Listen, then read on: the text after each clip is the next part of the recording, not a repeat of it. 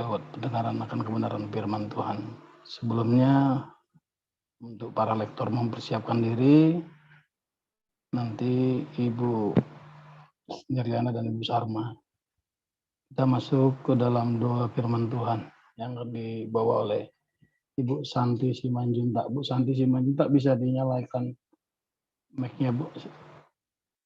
Berdoa untuk firman Tuhan. Silakan, Bu. Ya, baik. Mari kita berdoa. Terima kasih Bapa untuk pagi hari ini. Kami siapkan hati kami untuk mendengarkan firman-Mu. Kiranya firman-Mu akan menjadi rema dalam kehidupan kami sehari-hari. Berkati hamba-Mu Pastor Pauzang yang akan menyampaikan firman-Mu, berikan hikmat untuk dapat mengajari kami. Berkati kami semua yang mendengarkan firman-Mu pagi hari ini Tuhan. Semua yang mendengarkan dipulihkan, disembuhkan di dalam nama Tuhan Yesus. Haleluya, amin. Haleluya, amin. Terima kasih Bu Santi Simanjuntak. Pembacaan firman Tuhan pagi ini terambil dari 1 Tawarik 28 ayat 1 sampai 21. Nanti akan dibacakan oleh Ibu Dirliana. Selanjutnya 1 Korintus 3 ayat 1 sampai 23. Nanti akan dibacakan oleh Ibu Sarma. Silakan Ibu Dirliana. Baik, terima kasih Pak Gindo. Salam Pak Gindo. Salam Om Dika. Salam Pastor Paul, Bu Ana, dan Bapak Ibu semua yang ada di Zoom dan di YouTube. Puji Tuhan, marilah kita melanjutkan pembacaan firman Tuhan dari kitab 1 Tawarik 28 ayat 1 sampai 21. Demikian firman Tuhan. Daud mengumpulkan di Yerusalem segala pembesar Israel, yakni para kepala suku, para pemimpin, rombongan orang-orang yang melayani raja, para kepala pasukan 1000 dan kepala pasukan 100, serta para kepala harta benda dan ternak kepunyaan raja dan anak-anaknya. Bersama-sama mereka juga para pegawai istana dan para perwira dan semua pahlawan yang gagah perkasa. Lalu berdirilah Raja Daud dan berkata, "Dengarlah, hai saudara-saudaraku dan bangsaku. Aku bermaksud hendak mendirikan rumah perhentian untuk tabut perjanjian Tuhan dan untuk tumpuan kaki Allah kita. Juga aku telah membuat persediaan untuk mendirikannya. Tetapi Allah telah berfirman kepadaku, engkau tidak akan mendirikan rumah bagi namaku, sebab engkau ini seorang prajurit dan telah menumpahkan darah. Namun Tuhan Allah Israel telah memilih aku dari antara segenap puakku untuk menjadi raja atas Israel selama-lamanya. Sebab ia telah memilih Yehuda menjadi pemimpin dan puakku dari antara kaum Yehuda dan dari antara anak-anak ayahku. Ia berkenan kepadaku untuk mengangkat aku sebagai raja atas seluruh Israel.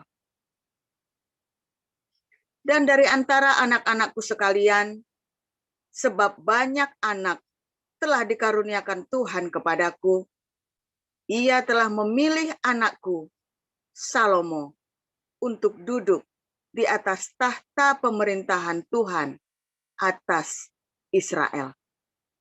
Ia telah berfirman kepadaku, Salomo anakmu, dialah yang akan mendirikan rumahku dan pelataranku, sebab aku telah memilih dia menjadi anakku, dan aku akan menjadi bapaknya. Dan aku akan mengokohkan kerajaannya sampai selama-lamanya, jika ia bertekun melakukan segala perintah dan peraturanku seperti sekarang ini. Maka sekarang, di depan mata seluruh Israel, jemaat Tuhan, dan dengan didengar Allah kita, aku berkata kepadamu, peliharalah dan tuntutlah segala perintah Tuhan Allahmu, supaya kamu tetap menduduki negeri yang baik ini dan mewariskannya sampai selama-lamanya kepada anak-anakmu yang kemudian. Dan engkau anakku Salomo, kenalah Allahnya ayahmu dan beribadahlah kepadanya dengan tulus ikhlas dan dengan rela hati. Sebab Tuhan menyelidiki segala hati dan mengerti segala niat dan cita-cita. Jika engkau mencari Dia, maka Ia berkenan ditemui olehmu. Tetapi jika engkau meninggalkan Dia, maka Ia akan membuang engkau untuk selamanya. Camkanlah sekarang, sebab Tuhan telah memilih engkau untuk mendirikan sebuah rumah menjadi tempat kudus. Kuatkanlah hatimu dan lakukanlah itu. Lalu Daud menyerahkan kepada Salomo anaknya rencana bangunan dari balai bait suci dan ruangan-ruangannya, dari perbendaharaannya, kamar-kamar atas dan kamar-kamar dalamnya, serta dari ruangan untuk tutup pendamaian. Selanjutnya, rencana dari segala yang dipikirkannya mengenai pelataran rumah Tuhan dan bilik-bilik di sekelilingnya, mengenai perbendaharaan-perbendaharaan rumah Allah dan perbendaharaan-perbendaharaan barang-barang kudus, mengenai rombongan-rombongan para imam dan para orang Lewi, dan mengenai segala pekerjaan untuk ibadah di rumah Tuhan dan segala perkakas untuk ibadah di rumah Tuhan.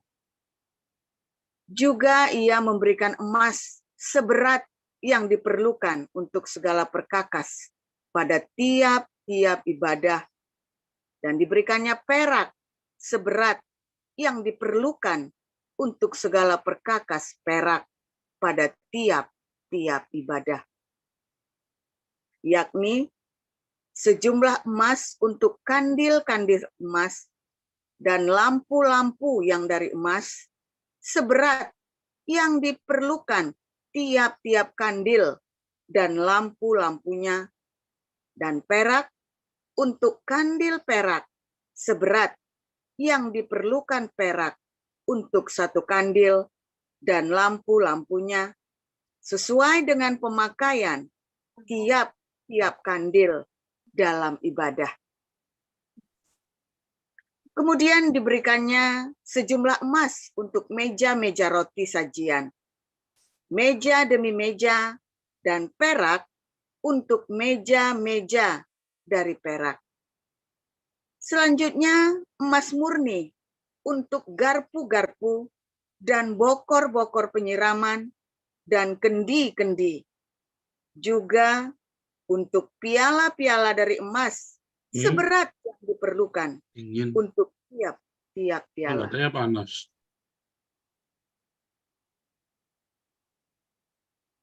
Dan perak untuk piala dari perak seberat yang diperlukan untuk tiap-tiap piala. Juga emas yang disucikan untuk mezbah pembakaran ukupan seberat yang diperlukan, dan emas untuk pembentukan kereta yang menjadi tumpangan kedua kerub yang mengembangkan sayapnya sambil menudungi tabut perjanjian Tuhan. Semuanya itu terdapat dalam tulisan yang diilhamkan kepadaku oleh Tuhan, yang berisi petunjuk tentang segala pelaksanaan rencana itu. Lalu berkatalah Daud kepada Salomo anaknya, kuatkan dan teguhkanlah hatimu. Dan lakukanlah itu, janganlah takut dan janganlah tawar hati, sebab Tuhan Allah, Allahku, menyertai engkau. Ia tidak akan membiarkan dan meninggalkan engkau sampai segala pekerjaan untuk ibadah di rumah Allah selesai. Sesungguhnya rombongan para imam dan para orang Lewi ada untuk melakukan segala ibadah di rumah Allah, dan ada beberapa sukarelawan yang ahli dalam setiap tugas yang dapat membantu engkau. Juga para pemimpin dan seluruh rakyat ini sepenuhnya ada di bawah perintahmu. Demikian. Terima kasih, Ibu Nerliana. Selanjutnya dari 1 Korintus pasal 3, 1 sampai 23. Silakan Ibu Sarma. Baik, saya akan bacakan kebenaran firman Tuhan yang terambil dari 1 Korintus 3. Beginilah firman Tuhan. Dan aku, saudara-saudara, pada waktu itu tidak dapat berbicara dengan kamu seperti dengan manusia rohani, tapi hanya dengan manusia duniawi yang belum dewasa dalam Kristus. Susulah yang kuberikan kepadamu, bukanlah makanan keras, sebab kamu belum dapat menerimanya, dan sekarang pun kamu belum dapat menerimanya, karena kamu masih manusia duniawi. Sebab jika di antara kamu ada iri hati dan perselisihan, bukankah hal itu menunjukkan bahwa kamu manusia duniawi dan bahwa kamu hidup secara manusiawi? Karena jika yang seorang berkata, aku dari golongan Paulus, dan yang lain berkata, aku dari golongan Apolos, bukankah hal itu menunjukkan bahwa kamu manusia duniawi yang bukan rohani? Jadi, apakah Apolos, apakah Paulus, pelayan-pelayan Tuhan yang olehnya kamu menjadi percaya, masing-masing menurut jalan yang diberikan Tuhan kepadanya? Aku menanam, Apolos menyiram, tetapi Allah yang memberi pertumbuhan. Karena itu yang penting bukanlah yang menanam atau yang menyiram, melainkan Allah yang memberi pertumbuhan. Baik yang menanam maupun yang menyiram adalah sama, dan masing-masing akan menerima upahnya sesuai dengan pekerjaannya sendiri. Karena kami adalah kawan sekerja Allah, kamu adalah ladang Allah, bangunan Allah. Sesuai dengan kasih karunia Allah yang dianugerahkan kepadaku, aku sebagai seorang ahli bangunan yang cakap telah meletakkan dasar, dan orang lain membangun terus di atasnya. Tetapi tiap-tiap orang harus memperhatikan bagaimana ia harus membangun di atasnya. Karena tidak ada seorang pun yang dapat meletakkan dasar lain daripada dasar yang telah diletakkan, yaitu Yesus Kristus. Entahkah orang membangun di atas dasar ini dengan emas, perak, batu permata, kayu, rumput kering atau jerami, sekali kelak pekerjaan masing-masing orang akan nampak. Karena hari Tuhan akan menyatakannya, sebab ia akan nampak dengan api, dan bagaimana pekerjaan masing-masing orang akan diuji oleh api itu. Jika pekerjaan yang dibangun seseorang tahan uji, ia akan mendapat upah. Jika pekerjaannya terbakar, ia akan menderita kerugian. Tapi ia sendiri akan diselamatkan, tetapi seperti dari dalam api. Tidak tahukah kamu bahwa kamu adalah bait Allah dan bahwa roh Allah diam di dalam kamu? Jika ada orang yang membinasakan bait Allah, maka Allah akan membinasakan dia. Sebab bait Allah adalah kudus dan bait Allah itu ialah kamu. Janganlah ada orang yang menipu dirinya sendiri. Jika ada di antara kamu yang menyangka dirinya berhikmat menurut dunia ini, biarlah ia menjadi bodoh supaya ia berhikmat. Karena hikmat dunia ini adalah kebodohan bagi Allah. Sebab ada tertulis, ia yang menangkap orang berhikmat dalam kecerdikannya. Dan di tempat lain, Tuhan mengetahui rancangan-rancangan orang berhikmat, sesungguhnya semuanya sia-sia belaka. Karena itu janganlah ada orang yang memegahkan dirinya atas manusia, sebab segala sesuatu adalah milikmu, baik Paulus, Apolos, maupun Kepas, baik dunia, hidup, maupun mati, baik waktu sekarang, maupun waktu yang akan datang. Semuanya kamu punya, tetapi kamu adalah milik Kristus, dan Kristus adalah milik Allah. Demikian. Terima kasih Pak Yuda. Terima kasih Bu Nirliana, Bu Sarma. Firman Tuhan pagi ini berjudul Pembangunan Bait Suci yang akan disampaikan oleh Gembala kita Pastor Paul. Silakan Pastor Paul.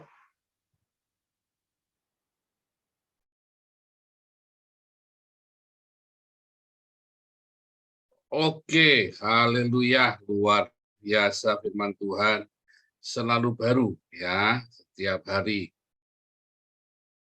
Saudara, orang-orang Yahudi percaya bahwa tubuh kita ini adalah bait suci, saudara ya.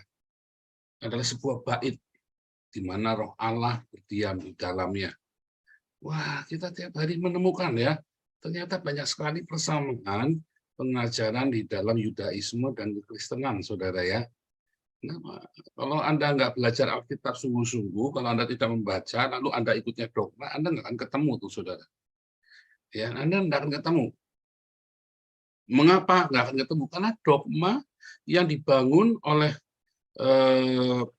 bapak-bapak gereja, ya, mereka sudah jauh sekali dari Yudaisme, saudara ya. Mereka sudah jauh sekali dari tradisi orang Yahudi. Dan mereka sangat terpengaruh dengan budaya pagan. Sehingga apa yang mereka tangkap, ya seperti yang kulturnya mereka. Pesan yang sama, kultur yang berbeda, saudara. Makanya kalau banyak sekali ya perdebatan agama, Anda tidak akan bisa menjawab ya. Semua apologet Kristen itu banyak terjebak di dalam apa, saudara? Dogma. Begitu Anda ikut dogma, banyak sekali pertanyaan yang nggak bisa dijawab. Begitu Anda ikut teks yang tertulis dan lepaskan dogmanya, maka Anda akan bisa menemukan banyak sekali jawaban-jawaban itu. Ternyata mudah banget. Dan Anda makin tahu bahwa Alkitab nggak pernah salah, saudara. Dan tidak mungkin salah. Tapi begitu Anda diikat sama dogma, Anda mati-matian berusaha menjelaskan dogma itu. Anda mati-matian. Contohnya kalau Anda lempar jaket-jaket itu orang pada rebah itu, saudara. Begitu Anda ditanya, Anda nggak bisa jawab. Jawabannya apa? Itu Roh Kudus, saudara. Nah, terus kita tanya lagi. Oke, kita sekarang harus coba kita cari ayatnya di Alkitab. Terus dia akan jawab, oh tidak semuanya tertulis di Alkitab, saudara. Mereka kan jawab itu rata-rata. Tidak semuanya tertulis di Alkitab. Padahal ayatnya bilang apa, saudara? Maka perbuatan dan mujizat Yesus yang tidak mungkin ditulis di Alkitab semuanya. Tapi pengajarannya sudah ada, saudara ya. Jadi kacau sekali nih cara berpikir orang-orang yang berdogma ini. Dan hari-hari ini Anda dijejali dengan berbagai informasi. Nanti ketika sudah salah, saudara ya, makin jauh, akhirnya doamu dan hidupmu tidak sesuai dengan dogma, saudara. Lalu jawabannya apa? Pasti ada dosa tersembunyi dalam hidupmu.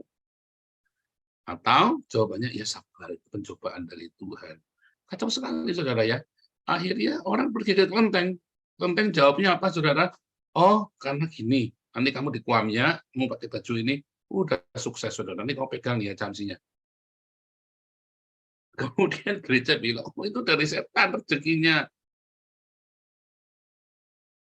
Gereja tidak bisa memberikan yang dibutuhkan oleh jemaat, ya. Kemudian kelenteng bisa memberikannya. Lalu Anda menuduh kelenteng itu dari setan, saudara. Bingung juga, saudara ya. Lalu si suhunya di kelenteng bilang, jangan lupa sedekah ya. Jangan lupa sedekah ya. Lalu apa yang terjadi di gereja, saudara? Jangan lupa kasih perpuluhan ya. Jangan lupa kasih perpuluhan ya. Sementara pendetanya gonta-ganti mobil, jemaatnya gonta-ganti mobil karena ditarik sama leasing, saudara. Sampai bingung, leasing A, B, C, D semua udah ganti nama bolak-balik, sampai sudah pendetanya gonta-ganti mobilnya yang bagus-bagus tentunya dong, kan diberkati Tuhan. Nah, saya ngomong begini nanti ada selalu yang ngomong, cukup iri sama berkat yang batu. Oh, bukan iri, saudara ya. Saya dikasih pun nggak boleh, nggak mau dan nggak boleh, saudara. Saudara, banyak sekali pengajaran-pengajaran ya yang sekarang ini digugat oleh orang liberal dan orang Islam. Kalau Anda lihat Bart Ehrman, yang dia gugat adalah apa, saudara? Dogma gereja. Dia berpikir dia menggugat Alkitab, saudara. Tapi sebenarnya yang dia gugat adalah apa? Dogmanya gereja. Alkitabnya nggak salah, saudara. Banyak sekali pertanyaan-pertanyaan gugatan Bart Ehrman tentang seputar penyaliban Yesus. Itu dari dogma gereja, termasuk kelahiran Yesus 25 Desember. Dogma gereja, saudara ya. Bart Ehrman tidak belajar tradisi Yahudi. Bart Ehrman tidak belajar Talmud nampaknya. Saya juga agak bingung, saudara ya, dengan Bart Ehrman ini. Padahal dia seorang profesor perjanjian baru, tapi kok nampaknya dia itu ya. Karena dia profesor perjanjian baru, tetapi yang dia pelajari adalah kultur pagannya. Saudara. Dia tidak mempelajari kultur Yahudinya. Maka dari itu, saudara ya, pagi ini ya Anda dengar firman Tuhan, lepaskan semua dogma. Lepas, saudara. Belajar kalau baca Alkitab, lepaskan semua dogma. Karena dogma itu memframingmu, ya. Dogma itu memframingmu, saudara, sehingga Anda tidak bisa mengenal Tuhan. Dogma itu dibangun dari orang-orang bapak-bapak gereja yang tidak mengenal Tuhan Yesus, yang orang Yahudi itu, saudara. Tapi mereka membuat, tapi kan mereka dipenuhi Roh Kudus, Pak. Kan itu katamu, saudara. Kita tidak tahu. Kalau yang pasti dipenuhi Roh Kudus itu para rasul. Kalau Bapak gereja kita kan nggak tahu, saudara. Anda pernah tahu nggak ada paus yang cabulnya minta ampun itu bisa jadi paus? Anda tahu nggak itu pembunuhan massal gila-gilaan? Ya, Crusaders yang pertama, pembunuhan kepada orang Yahudi itu diperintahkan oleh paus juga, saudara. Oleh pemimpin pemuka agama Kristen. Ya, Anda tahu pasukan salib yang terakhir itu apa yang dilakukan? Bukan cuma bunuhin orang Islam, saudara. Bunuhin orang Kristen yang dianggap sesat, saudara. Saudara, coba Anda bayangin apakah itu ajaran Tuhan Yesus, saudara. Apakah itu ajaran di dalam Alkitab? Ya. Maka Anda menjawab, kalau tidak ada Crusaders, tidak ada pasukan salib, kekristenan sudah punah. Nah, itu bodoh sekali, saudara. Saya kasih tahu Anda ya, mengapa bisa ada Islam? Karena Kristen korup, saudara. Makanya Tuhan biarkan Islam itu merajalela dengan segala tipu dayanya. Mengapa bisa ada perang salib? Karena orang Kristen sudah kehabisan kasih. Akhirnya apa? Angkat senjata, saudara. Karena kasihnya sudah habis. Nah, itu ya, saudara ya. Jadi Anda jangan, kalau Anda sedang membela kekristenan, Anda jangan merasa sebagai pasukan salib, saudara. Itu adalah sebuah kesesatan yang luar biasa dari gereja. Akibat dari gereja ya meninggalkan cinta yang mula-mula. Lalu untuk menjaga wibawanya, gereja membuat pasukan salib. Mengatasnamakan Tuhan untuk menumpahkan darah, saudara. Padahal Tuhan Yesus bilang sama Petrus apa? Sarungkan pedangmu, orang yang hidup oleh pedang akan mati oleh pedang. Nah, kok jauhnya jauh sekali. Oh, nggak jauh, saudara. Saya cerita sama Anda ya. Kita ini bait suci. Hidup Roh Allah ada di dalam kita. Tetapi bait suci ini bisa sekonyong-konyong menjadi rumah jagal, saudara. Bait suci ini bisa sekonyong-konyong jadi rumah jagal ketika Anda mengabaikan roh Allah di dalam hidupmu, saudara. Maka dengan Anda yang merasa yakin bahwa Anda itu dipenuhi roh Allah, Anda akan hajar orang lain habis-habisan. Anda yakin bahwa ada Roh Kudus di dalammu, dan Anda hajar orang lain habis-habisan. Sampai Anda permalukan, sampai orang itu habis terkapar, kalau bisa mati, saudara. Ya, kan? Berapa banyak hamba-hamba Tuhan memperlakukan itu kepada saya, saudara. Ya kan, karakter assassin, ya kan? Oh banyak, saudara ya. Saya sendiri mengalami, makanya saya nggak suka ketika ada orang komunitas kita melakukan hal yang sama kepada orang lain. Saya melihat itu, merefleksikan ya bahwa saya sedang digitukan ya dengan orang-orang yang tidak memahami. Bahkan ketika saya salah pun, saudara ya, ketika saya salah pun, saya merasa tidak layak diperlakukan seperti itu, saudara. Kenal juga kagak, kasih makan juga kagak, ya saudara ya. Nah itu, makanya saya selalu wanti-wanti dengan komunitas ya. Bersama internal kita, jangan pernah berpikir orang itu mau nakal, orang ini mau curang, orang ini mau maling. Jangan, saudara. Pokoknya lakukan SOP-nya kita. Lakukan SOP-nya kita saja. Mencegah kita punya pikiran busuk sama orang. Kalau Anda punya pikiran busuk sama orang, suatu ketika Anda tidak sengaja melakukan hal yang sama, Anda nggak sengaja, ya, Anda nggak sengaja melakukannya. Anda akan kejang-kejang, Anda akan kecil-kecil, saudara. Bingung, Anda merasa semua orang menyerang Anda. Padahal enggak ada yang menyerang. Tapi karena Anda biasa nyerang orang, maka ketika ada satu hal yang kelihatannya sama, padahal sebenarnya berbeda, Anda akan merasa diserang. Ya kan? Orang-orang yang biasa menghakimi orang lain, begitu dia sadar ada celah dalam hidupnya, dia akan merasa dihakimi oleh orang lain.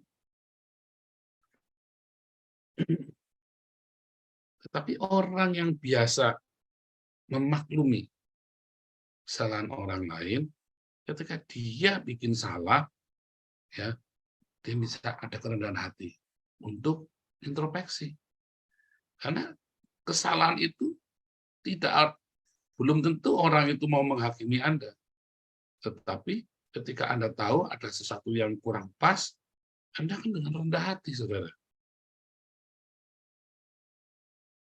Seorang anak yang menuntut kesempurnaan orang tuanya, yang marah karena orang tuanya karena tidak sempurna, suatu ketika anak ini jadi orang tua, terus dia lihat anaknya terus dia menjadi tidak sempurna, lalu anaknya mempertanyakan yang hal yang sama.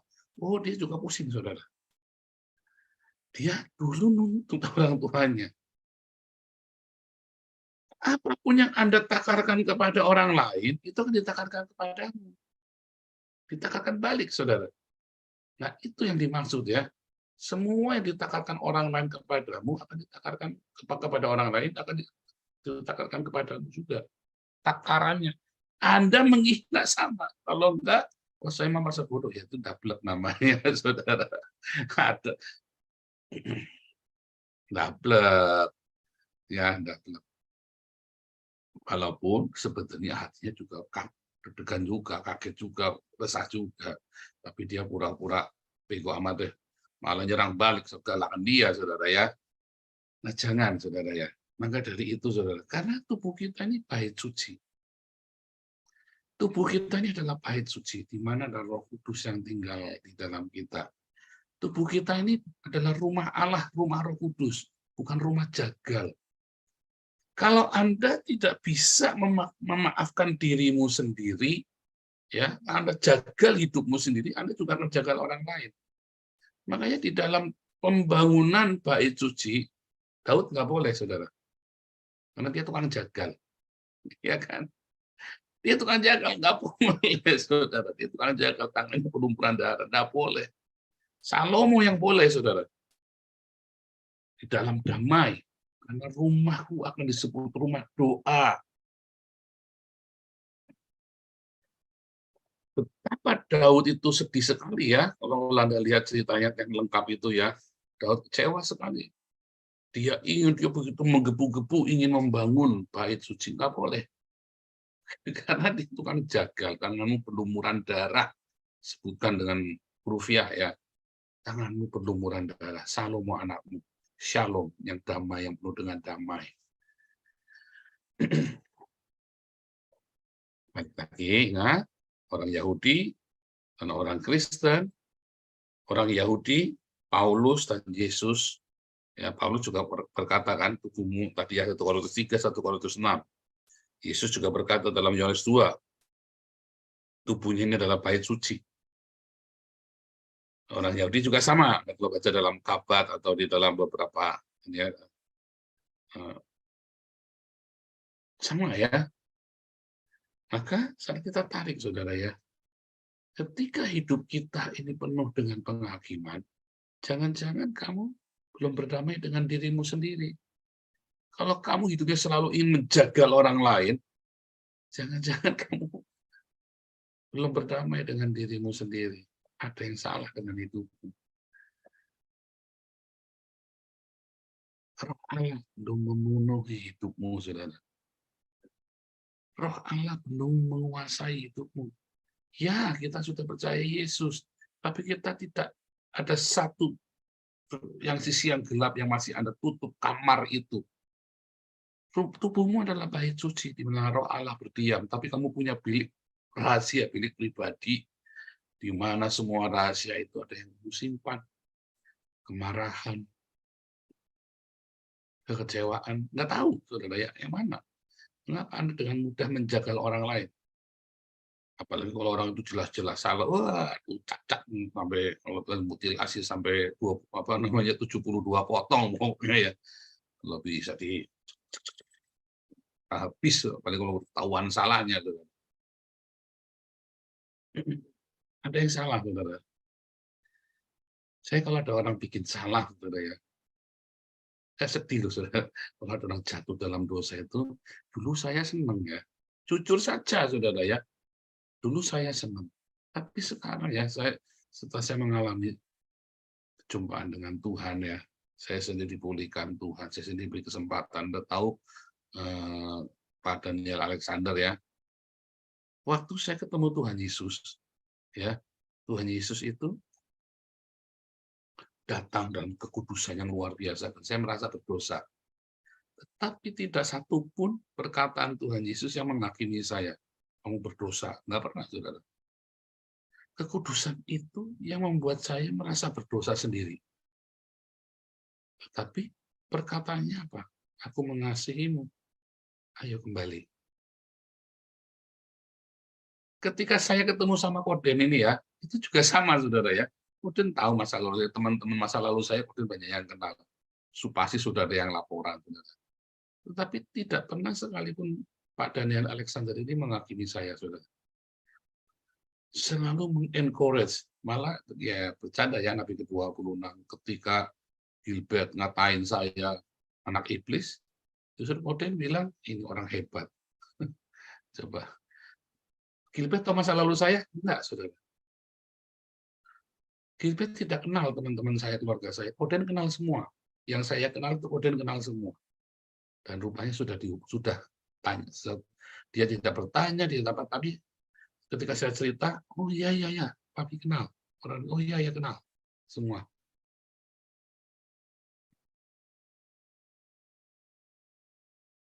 Tubuh kita ini bait suci di mana roh Allah itu berdiam di dalam kita. Kalau roh Allah itu ada di dalam kita, saudara ya, maka ada pendamaian.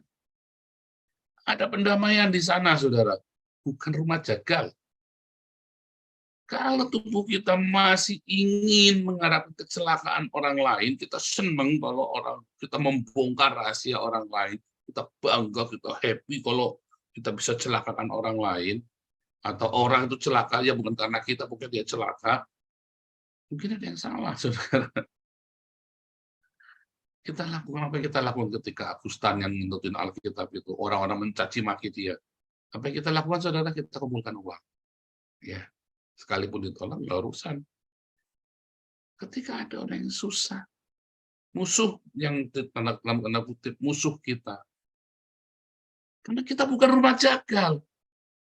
Ada roh Allah. Ada roh agape di dalam kita.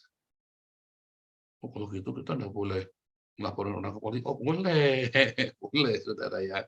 Karena di dalam apologia, satu, membela verbal, defense, iman kita.